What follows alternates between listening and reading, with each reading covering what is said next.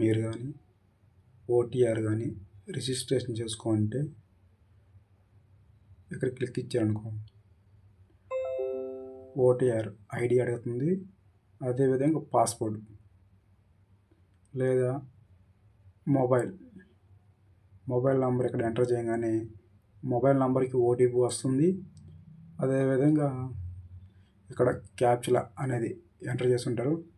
ఇక్కడ ఆ క్యాప్చలాని ఇక్కడ మనం ఎంటర్ చేస్తే మనకి నెక్స్ట్ ఫార్మేషన్ వస్తుంది. లేదా ఈమెయిల్ ఐడి ఇక్కడ ఎంటర్ చేస్తే మన ఈమెయిల్ ఐడికి కూడా ఓటీపీ వస్తుంది. అదేవిధంగా ఇక్కడ ఉన్న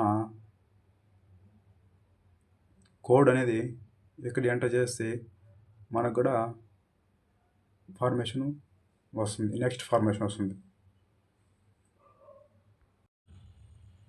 మన ఛానల్లో ఓటీఆర్ని ఎలా క్రియేట్ చేసుకోవాలి కూడా ఉంది.